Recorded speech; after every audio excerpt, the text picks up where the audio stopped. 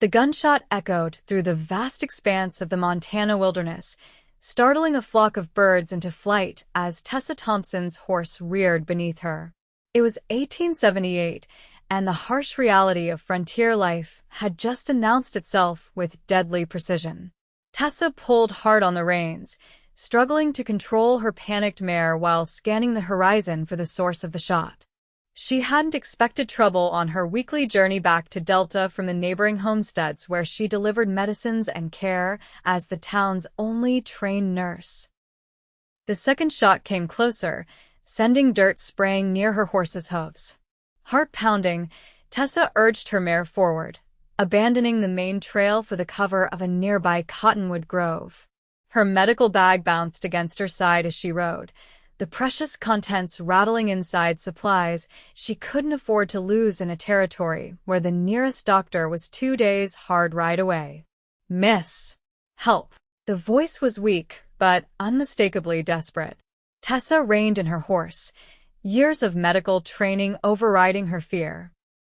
She peered through the trees and spotted a man slumped against a boulder near the creek bed, one hand pressed to his side where blood seeped between his fingers, the other loosely holding a revolver. "Are you the one shooting?" she called, keeping her distance. "Not at you," he managed, his voice strained. "Trying to signal. Been shot." He dropped the gun as if to prove his point, then seemed to lose what little strength remained. His body slackened, slumping further against the rock. Caution warred with compassion as Tessa approached slowly. The man wore the dust-covered clothes of a cowhand-worn boots, faded denim, and a once white shirt now crimson with blood.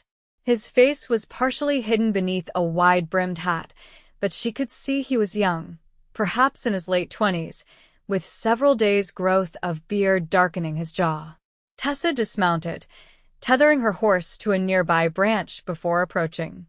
As a woman living alone in frontier country, she knew the risks of helping strangers, but as the only medical professional for miles, turning away wasn't an option.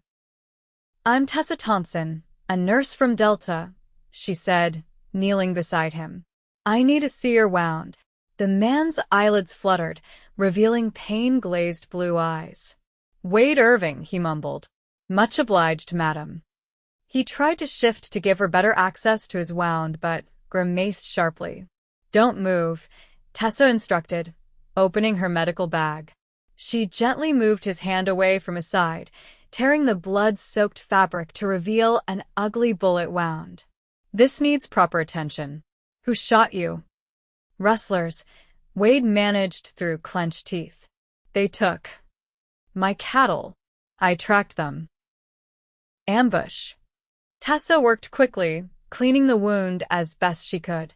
The bullet appeared to have passed through his side without hitting vital organs, but the amount of blood loss concerned her. Infection was the greater danger now. "You're lucky. A few inches to the right, and we wouldn't be having this conversation." "Don't feel lucky," he grunted, attempting a smile that transformed into a grimace. "You've lost a lot of blood, and I can't treat you properly out here. My cottage is about 3 miles east. Can you ride?" Wade nodded weakly. "Been through worse." Tessa doubted that, but admired his grit. She helped him to his feet, supporting his weight as he swayed dangerously. Getting him onto her horse took all her strength, and she was grateful for the years of hard physical work that had built her endurance.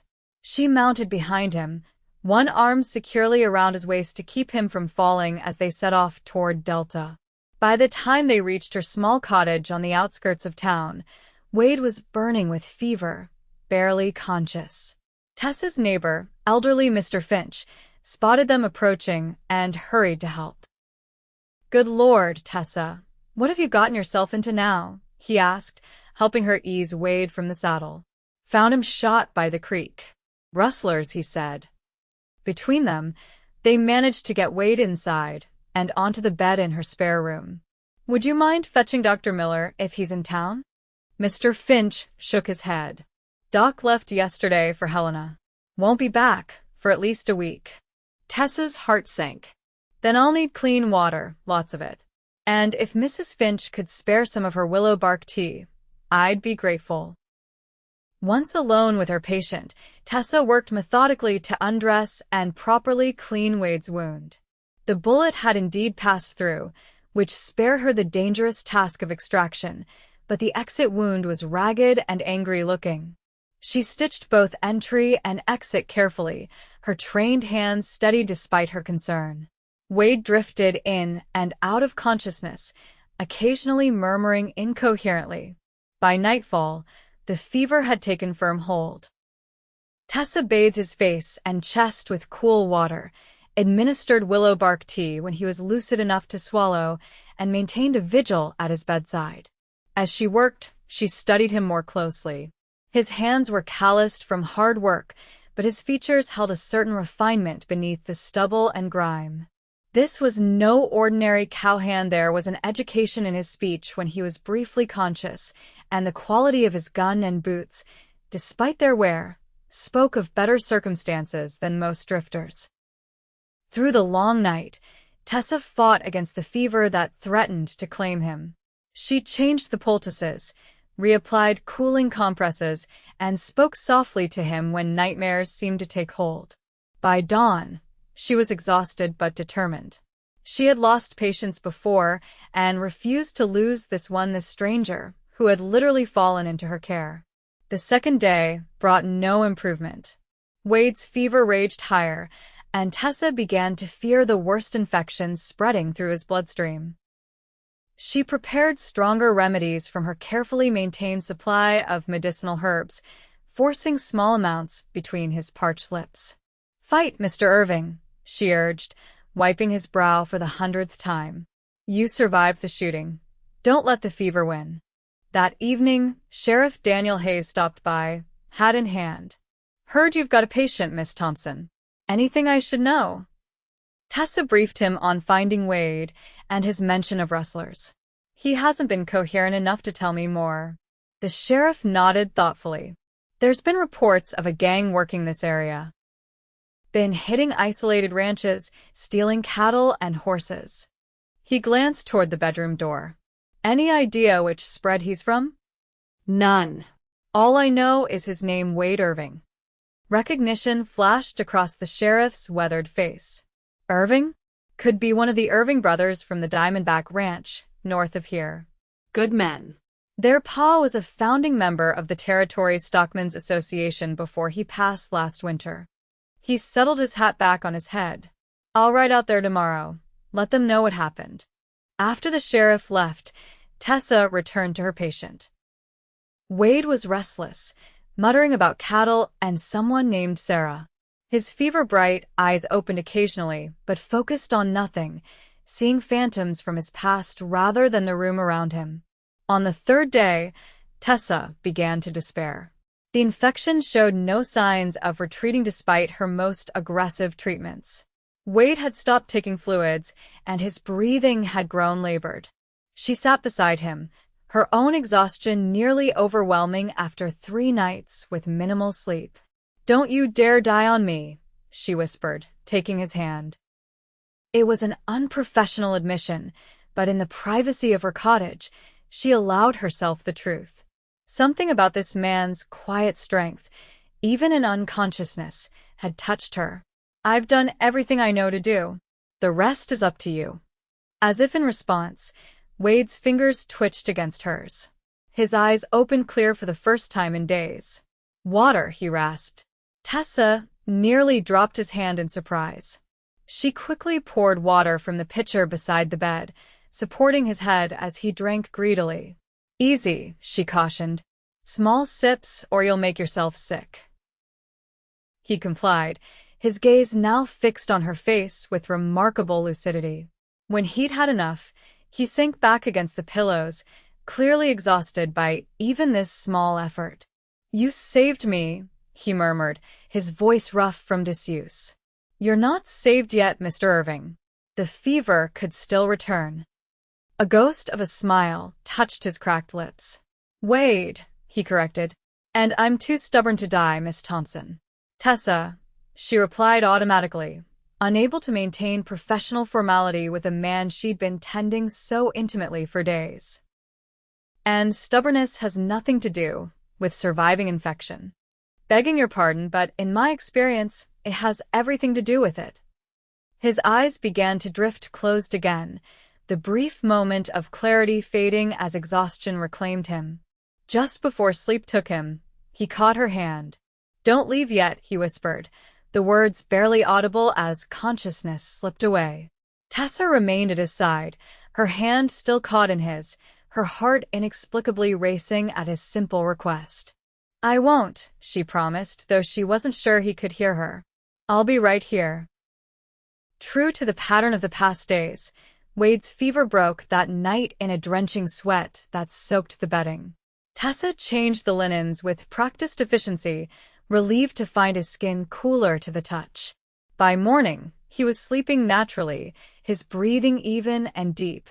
When he woke, the sun was streaming through the curtains, painting golden patterns across the simple room. Tessa was dozing in the chair beside the bed, her head at an awkward angle that would surely pain her when she woke. Wade studied her with interest.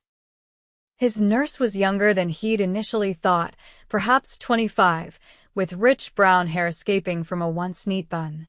Her face, even in sleep, carried a determined set to the jaw that suggested she was not a woman easily swayed once her mind was made up.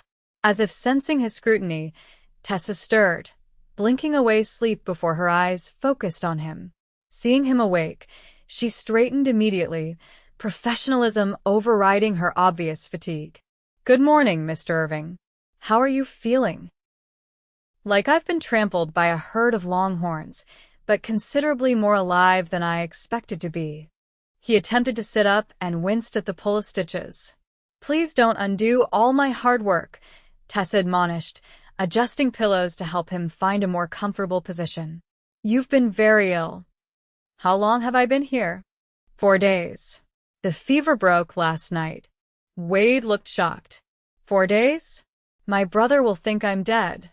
"And the cattle Sheriff Hayes rode to your ranch yesterday. Your family knows you're here and recovering." Relief visibly washed over him. "Thank you. I don't know how to repay your kindness. It's my job, Mr. Irving. No repayment necessary." Tessa busied herself checking his wound, which showed healthy signs of healing without the angry redness of infection. "Wade," he reminded her gently, "and while nursing may be your job, I doubt taking in strangers shot by rustlers and nursing them through fever for days on end is standard practice." Tessa couldn't help but smile. "Perhaps not. But I couldn't very well leave you to die by the creek." Many would have. These are dangerous times, especially for a woman alone. His eyes held hers with unexpected intensity. "Why did you help me?" The question caught her off guard. "I'm a nurse. Helping the injured is what I do." "Is that all?" he pressed, something in his gaze suggesting he sensed there was more. Tessa found herself uncharacteristically flustered. "You were in need. I had the skills to help. What more reason would I need?" She stood abruptly. "You should rest. I'll bring some broth shortly. You need to rebuild your strength." As she turned to leave, Wade caught her wrist, his touch gentle but insistent. "Tessa." It was the first time he'd used her given name, and something in the way he said it made her pulse quicken. "Thank you. Truly." She nodded, suddenly unable to find her voice, and slipped from the room to compose herself in the kitchen. What was wrong with her? She had treated dozens of patients over the years, many of them men, without this strange awareness that made her hands tremble and her thoughts scatter. Over the next few days, Wade's recovery progressed steadily. He graduated from broth to more substantial food, and Tessa allowed him short periods out of bed, supporting him as he took cautious steps around the cottage. His strength returned more quickly than she expected, testament to a life of physical labor and good health before the injury. They fell into an easy rhythm of conversation during meals and the long evenings. Wade spoke of his family's ranch, the Diamondback, and his plans to expand it now that he and his brother Thomas had inherited it following their father's death.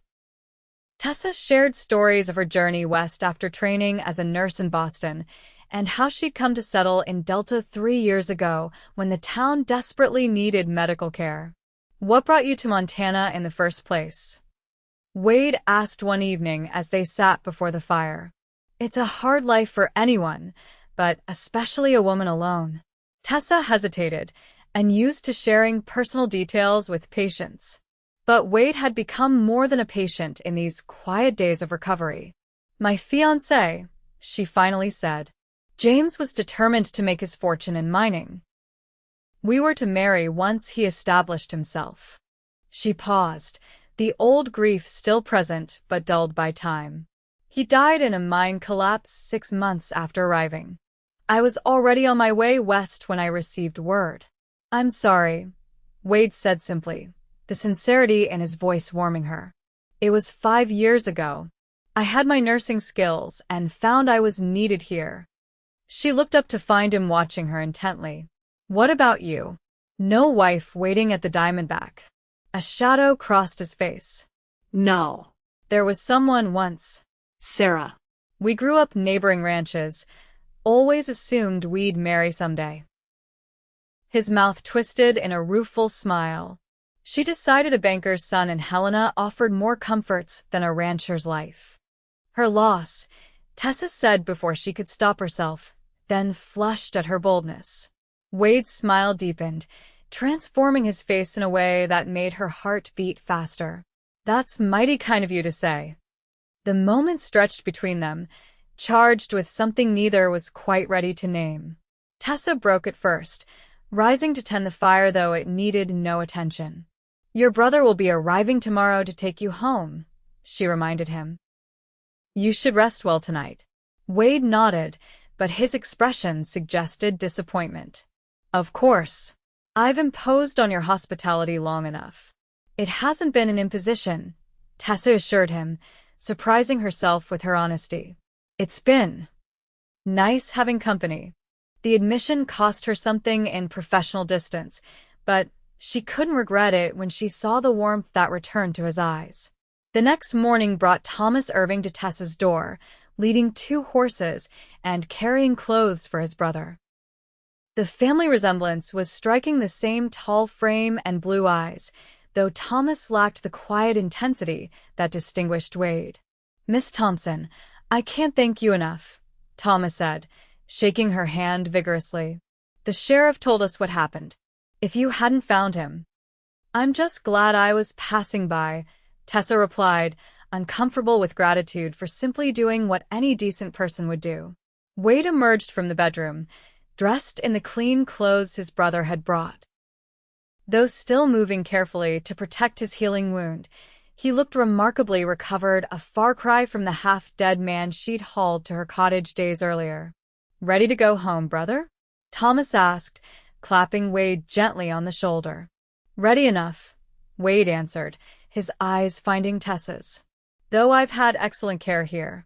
The brothers settled their account with Tessa, Thomas insisting on paying far more than her usual fee despite her protests. After some discussion about Wade's continuing care, changing bandages, watching for signs of infection, limiting strenuous activity, it was time for them to leave. Thomas headed outside to prepare the horses, tactfully giving them a moment alone. "I don't know how to thank you," Wade began, standing closer than strictly necessary in her small sitting room. "You already have," Tessa assured him. "And you've more than compensated me financially." "That's not what I mean." He took her hand, his calloused fingers warm against hers. "You saved my life, Tessa. I won't forget that." She should withdraw her hand, maintain the professional barrier that had served her well with patience in the past. Instead, she found herself returning the gentle pressure of his fingers. "Take care of yourself, Wade. Don't undo all my hard work." He smiled, the expression lighting his eyes in a way that made her breath catch. "I'd hate to disappoint my nurse." For a moment, she thought he might say more or perhaps do more, but the sound of horses outside broke the spell. "Goodbye," Tessa Thompson. I hope we'll meet again under less dramatic circumstances. Goodbye, Wade. She walked him to the door, watching as he mounted with care, wincing slightly at the necessary movements. The brothers rode off, Wade turning once to raise his hand in farewell. Tessa closed the door on the suddenly empty cottage, trying to ignore the hollow feeling in her chest. She had patience to see, work to do. The brief interlude was over, and life would return to normal. Except it didn't. A week passed, then two.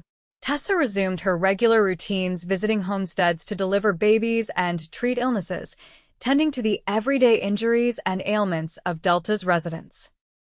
Yet she found her thoughts straying often to Wade Irving, wondering about his recovery and, if she was honest with herself, missing their conversations. It was foolish. They had spent less than a week in each other's company, most of that time with him unconscious or weakened by fever.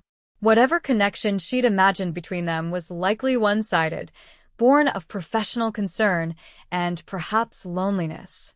Then, exactly 3 weeks after the Irving brothers had ridden away, Wade appeared at her door. He sat tall in the saddle, no trace of weakness visible in his posture, his hat pushed back to reveal hair the color of wheat in sunlight. Tessa froze in the doorway of her cottage, a basket of freshly laundered bandages in her arms. "Miss Thompson," he greeted her formally, dismounting with the fluid grace of a man who had spent his life on horseback.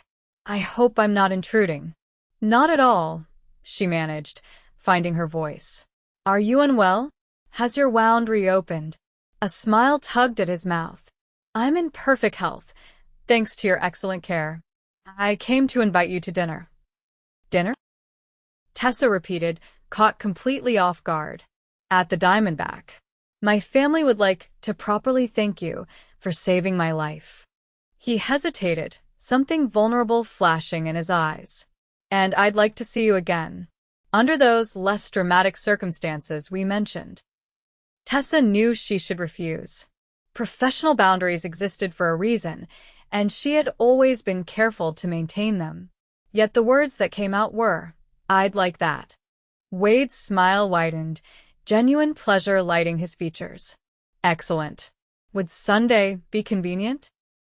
I can send a buggy for you, or escort you myself if you prefer." Sunday would be fine. "And I can ride, you needn't trouble yourself with a buggy." "It's no trouble," he assured her. "I'll come for you around noon if that suits." After he left, Tessa tried to tell herself that the invitation was simply the Irving family's way of expressing gratitude. The flutter of anticipation she felt was inappropriate and unprofessional. Yet as Sunday approached, she found herself taking unusual care with her appearance, wearing her best dress, a deep blue that brought out the gray in her eyes, and arranging her hair more carefully than she had in years. The Diamondback Ranch sprawled across a verdant valley backed by mountain peaks still snow-capped even in June. The main house was larger than Tessa had expected, built of solid timber with a wide porch wrapping around 3 sides. Well-tended flower beds softened the rugged functionality of the working ranch, and the entire property spoke of prosperity born of hard work rather than ostentation. Wade had indeed come for her in a buggy, and they'd spent the hour-long journey in conversation that flowed as easily as it had during his convalescence. He pointed out landmarks and shared stories of growing up on the ranch, his deep affection for the land evident in every word. Thomas greeted them at the door, along with his wife Lillian, a pretty, dark-haired woman whose gentle manner belied the competence visible in her quick movements. The 4th member of the household was Rebecca Irving, Wade and Thomas's grandmother, a formidable woman in her 70s with sharp eyes that missed nothing as she assessed Tessa. "So you're the nurse who saved our Wade," she said, her handshake firm despite her age. "We're grateful, young woman. This family has seen enough loss." Dinner was a lively affair, the conversation ranging from ranch business to local politics to Tessa's work. She found herself drawn into the family's easy dynamic, laughing at Thomas's stories and engaging in a spirited discussion with Rebecca about the medicinal properties of native plants. Throughout the meal, she was acutely aware of Wade watching her, his attention a tangible thing that warmed her whenever their eyes met. He said less than the others, but seemed content to observe her interactions with his family, satisfaction evident in his expression. After dinner, Wade suggested a tour of the ranch. Tessa accepted eagerly, curious to see more of the operation he'd described during his recovery.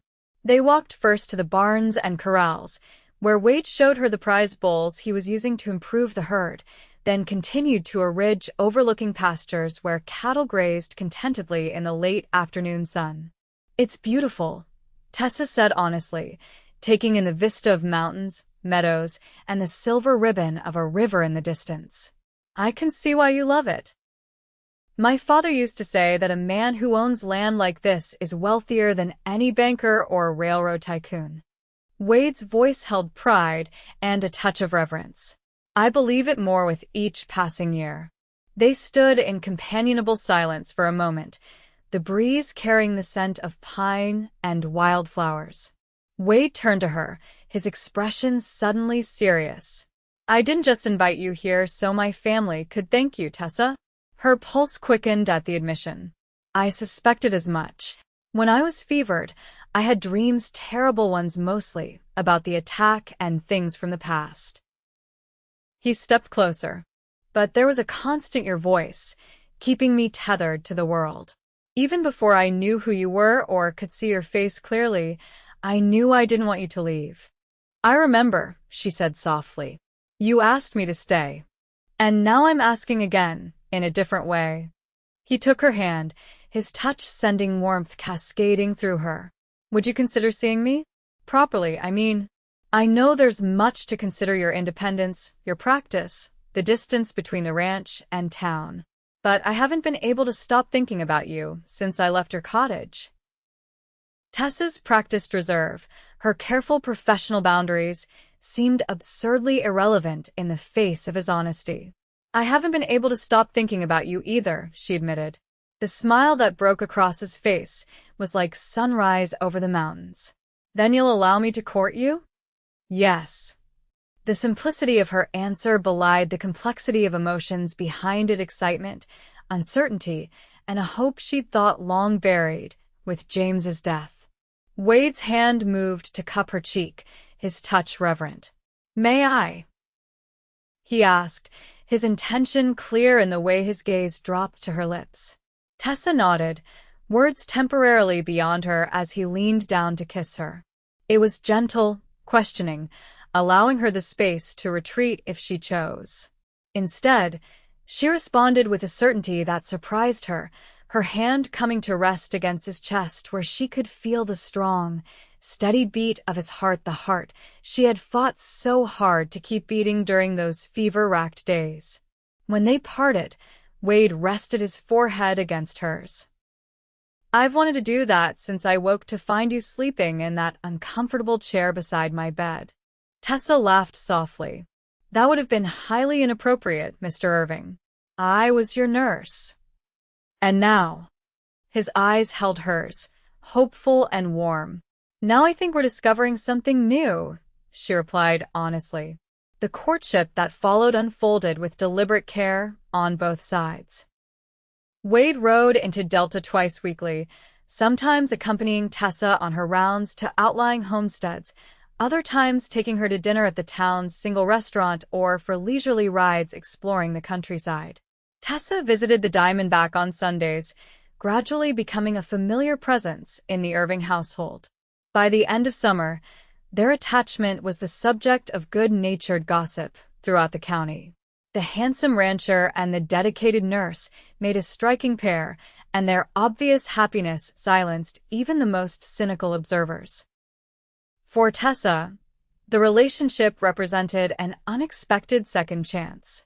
She had come to terms with her independence years ago, finding purpose in her work and connection in the community she served.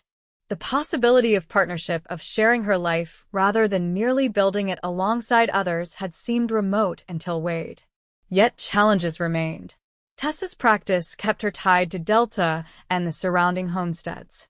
People depended on her women in childbirth, children with fevers, men injured in the dangerous work of taming the wilderness. She couldn't abandon them, nor could Wade abandon the Diamondback, which demanded his daily presence and attention. The question hung unspoken between them until a crisp October evening when Wade arrived at her cottage unexpectedly. Tessa had just returned from delivering the blacksmith's fifth child and was exhausted but pleased with the healthy outcome. Wade. I wasn't expecting you until tomorrow. She welcomed him in, taking his coat and hat. His expression was serious, almost nervous. I needed to speak with you, and it wouldn't wait. Alarm flickered through her. Is something wrong? No. At least, I hope not. He paced the small sitting room, unusually agitated. Tessa, these past months have been the happiest of my life. You've brought something to my days I never thought to find after Sarah left. You've done the same for me, she said softly, her concern growing at his obvious distress. Wade stopped pacing and faced her, determination replacing uncertainty in his gaze. I want to marry you. I've wanted to ask for weeks, but I've been struggling with how to make it work. He took her hands. I know your work is important, that the people here need you. I would never ask you to give that up. And I would never ask you to leave the Diamondback, Tessa replied, her heart racing at his words. Which brings me to my proposition. Wade's thumbs traced circles on her palms. The old Mitchell place adjoins our land to the southeast, closer to town. It's been abandoned since old Jim died last spring. The house needs work, but it's solid and could be made comfortable. His eyes held hers, hope and uncertainty warring in their blue depths. We could make it our home. You'd be close enough to continue your practice in Delta, and I could ride to the main ranch each day to work with Thomas. You've thought this through, Tessa said, touched by the care he'd taken to find a solution that honored her commitment to her patients. I have. And there's more. His expression softened. The Mitchell place has a small cabin near the main house. I thought it might serve as a proper infirmary for your patients, better equipped than your current arrangement and accessible to both the town and outlying homesteads. Tears pricked Tessa's eyes at his thoughtfulness. You'd do that? Build me an infirmary? I'd do anything to make you happy, Tessa Thompson. I love you. The declaration was simple, direct, utterly sincere. Tessa felt something long guarded in her heart give way completely. I love you too, Wade Irving. The words came easily, naturally, as if she'd been waiting all her life to say them to this man. His kiss was joyful, a celebration of the future unfurling before them. When they separated, Wade reached into his pocket and withdrew a small velvet box. It was my mother's, he explained as he opened it to reveal a sapphire ring surrounded by small diamonds. My father gave it to her when they decided to build the Diamondback together. It seems fitting. It's beautiful, Tessa breathed as he slipped it onto her finger. The ring fit perfectly, as if it had been made for her hand. Their wedding took place on a crystal-clear day in December 1878, the mountains forming a majestic backdrop to the ceremony held in Delta's small church. The entire town turned out, along with ranching families for miles around, all eager to witness the union of two people whose love story had captured their collective imagination. Tessa wore a gown of ivory satin with lace at the collar and cuffs, her hair adorned with sprigs of evergreen rather than traditional flowers, a nod to the season and her practical nature. Wade, resplendent in a new suit, couldn't take his eyes off her as she walked down the aisle on Sheriff Hayes's arm, the lawman proudly standing in for the father she'd lost years ago. Rebecca Irving, watching from the front pew, nodded her approval. She'll do, the older woman murmured to Thomas and Lillian. She's got spine, that one. And our Wade needs a woman who knows her own mind. The couple spent the winter in Tessa's cottage in Delta while work progressed on the Mitchell place. True to his word, Wade oversaw renovations to both the main house and the small cabin that would become Tessa's infirmary. By spring, they were ready to move into their new home, situated perfectly between the town where Tessa's patients needed her and the ranch that was Wade's birthright. The infirmary quickly established itself as a vital resource for the community. With proper beds for patients requiring overnight observation and an expanded supply of medicines and equipment, Tessa could provide better care than ever before. Wade had even convinced a young doctor from Helena to visit monthly, supplementing Tessa's nursing skills with formal medical training for cases beyond her expertise. Life settled into a rhythm of shared purpose. Wade rode to the Diamondback most days to work alongside his brother, returning each evening to the home he shared with Tessa. She divided her time between the infirmary, house calls to those too ill to travel, and maintaining their household. Evenings were spent in companionable conversation on the porch, reviewing their respective days and planning for the future. In the summer of 1880, that future expanded in an unexpected way when Tessa discovered she was expecting their first child. The news brought both joy and anxiety. At 28, she was well aware of the dangers childbirth posed even for a woman of her health and constitution. "Are you sure you're happy about this?" she asked Wade one evening as they sat watching the sunset, his hand resting protectively on her still flat stomach. "More than I can express," he assured her, kissing her temple. "Are you worried?" "A little," she admitted. "I've attended enough births to know the risks." "You're strong, Tessa, and you'll have the best care, I'll make sure of it." His confidence bolstered her own. "Besides, any child with your determination and my stubbornness will surely thrive." She laughed, leaning into his embrace. "God help us if that's true. We'll never win an argument again." The pregnancy progressed smoothly, though Tessa reluctantly reduced her workload as her condition advanced. Lillian, expecting her own first child just 2 months after Tessa, became an even closer companion during this shared experience. The two women spent hours preparing for the babies, sewing tiny garments and exchanging hopes and fears about motherhood. William Thomas Irving arrived on a stormy February night in 1881, entering the world with a lusty cry that immediately endeared him to his father. Wade, who had refused to leave Tessa's side despite tradition dictating men wait elsewhere, was the first to hold their son after the midwife cleaned and swaddled him.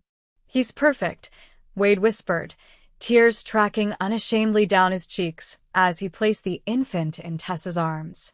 "Just like his mother."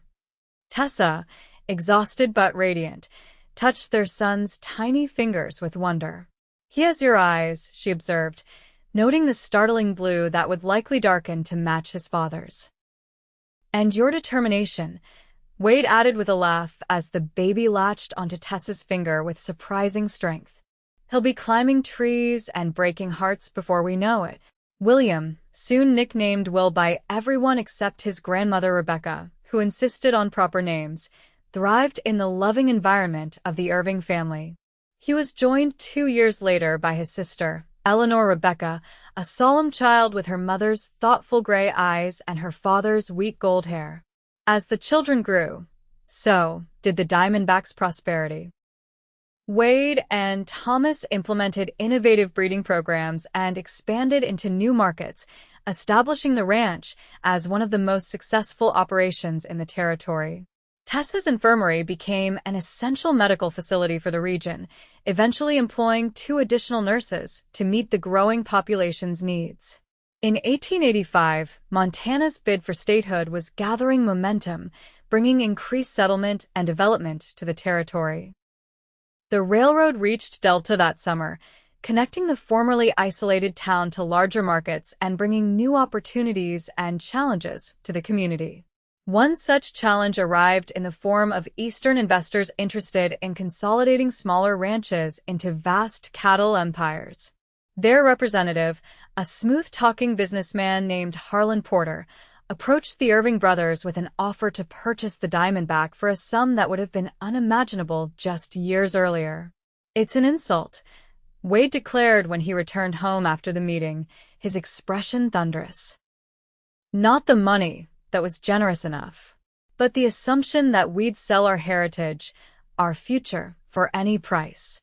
Tessa, nursing 6-month-old James Marcus, their surprise third child, listened as Wade paced the kitchen. What did Thomas say? The same. We built this ranch from what our father left us. It's not just land and cattle, it's our legacy for the children. He stopped pacing to gently touch James's downy head. Porter didn't like our answer. Said we'd regret not taking his offer while it was available. Was that a threat? Tessa asked sharply, her protective instincts flaring. Sounded like one. Wade's jaw tightened. I've heard rumors about these investors. They don't always take no for an answer. The threat materialized sooner than expected. A week after Porter's visit, a section of the Diamondbacks' fence was cut, allowing nearly 100 head of cattle to scatter into rough country where many would be lost to predators or injury. 2 weeks later, a small barn containing winter feed mysteriously burned to the ground. It's Porter, Wade insisted to Sheriff Hayes, who had ridden out to investigate. He's trying to pressure us into selling. Likely so, the sheriff agreed. But proving it is another matter. These companies are careful to keep their hands clean. The situation escalated when Thomas was beaten by 3 men while returning from a neighboring ranch. He survived with broken ribs and a concussion, but the message was clear. The Irvings were expected to yield. Instead, they fought back. Wade organized the neighboring ranchers into patrols, ensuring no one rode alone, and all property was regularly checked. Tessa converted part of the infirmary to accommodate wounded men, anticipating further violence. The children were kept close to home, their usual freedom to roam the ranch temporarily curtailed. The standoff might have continued indefinitely if not for an unexpected ally. Sarah Miller, Wade's former sweetheart, now the wife of a prominent Helena banker, wrote to warn that Porter's investors were overextended and operating on borrowed funds. If the ranchers could hold out through winter, the investment consortium would likely collapse under its own financial weight. She may have chosen another path, but Sarah's still a rancher's daughter at heart, Wade remarked after sharing the letter with Tessa. She knows what these lands mean to the families who built them. Armed with this information, the Irvings and their neighbors formed a mutual aid association, sharing resources and manpower to weather both the coming winter and the investors' pressure tactics. When spring arrived in 1886, Porter departed the territory quietly, his backers having indeed withdrawn support after months of unsuccessful intimidation failed to secure the desired properties.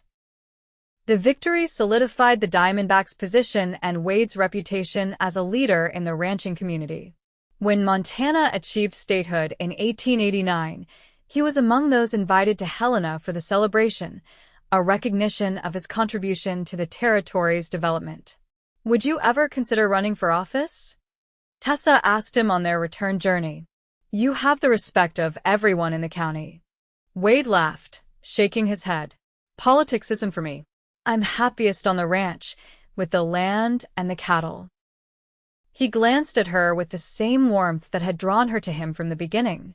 And with you and the children. That's all the ambition I need. As the 19th century drew to a close, the family faced the bittersweet milestone of sending Will to school in Helena, where he could receive an education befitting the son who would one day inherit joint responsibility for the Diamondback. At 14, he was a thoughtful young man who shared his father's love for the land and his mother's compassionate nature. I'm not sure I'm ready for this, Tessa confessed as they prepared for the journey to deliver Will to the boarding school. He's still so young. He's ready, even if we're not, Wade replied, his own reluctance evident despite his words. And he'll be home for holidays and summers. It's not forever. The turn of the century brought new developments to the Irving family. Eleanor, at 17, announced her intention to follow her mother into nursing, a decision that filled Tessa with pride and trepidation. Will, having completed his education in Helena and a year at an agricultural college in California, returned to take up his position at the Diamondback alongside his father and uncle. Young James, now 15, showed a talent for veterinary medicine, spending hours with the ranch's livestock and eagerly absorbing knowledge from the traveling veterinarian who visited quarterly. In 1902, Wade and Tessa celebrated their silver wedding anniversary with a gathering that brought together friends and family from across Montana and beyond. The celebration, held on the grounds of the Diamondback under a perfect June sky, was a testament to the life they had built together, a life neither could have imagined that fateful day when Tessa found a wounded cowboy by the creek. As evening fell and lanterns illuminated the gathering, Wade led Tessa away from the festivities to the ridge where he had first declared his love 24 years earlier.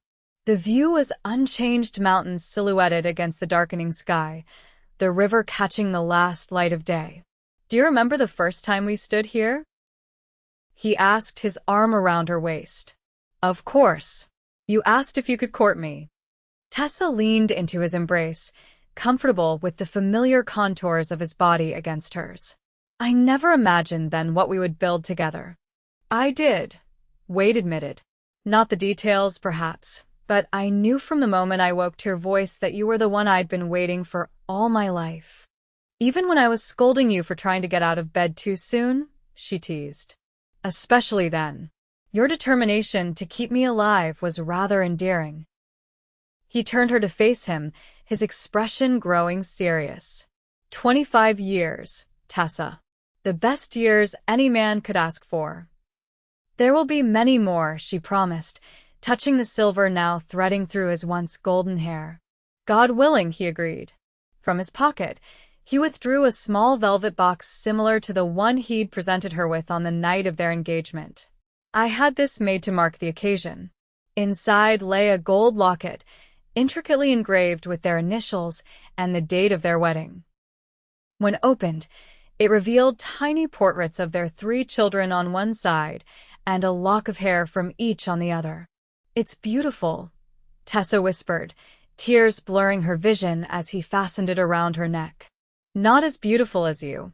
Wade's kiss held the same tenderness it had when they first stood on this ridge, tempered now by years of shared joy and sorrow, triumph and challenge. "Thank you for saving me, Nurse Thompson." "Thank you for asking me to stay, Cowboy Irving," she replied, using the nickname their children had given him years ago. As they returned to the celebration, hand in hand under the vast Montana sky, Tessa reflected on the strange workings of fate.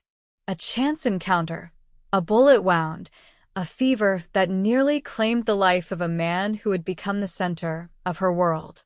Had she taken a different trail that day, had she ignored the gunshot that signaled distress, how different her life might have been. "What are you thinking about?" Wade asked, noting her thoughtful expression. "How fortunate we are," she replied simply. "And how grateful I am that you were too stubborn to die." Wade's laugh rang out in the gathering darkness. "As I told you, then stubbornness has everything to do with surviving." "In that case," Tessa said, smiling up at the man who had transformed her life with a simple plea spoken in the grip of fever so many years ago, "I look forward to many more stubborn years together."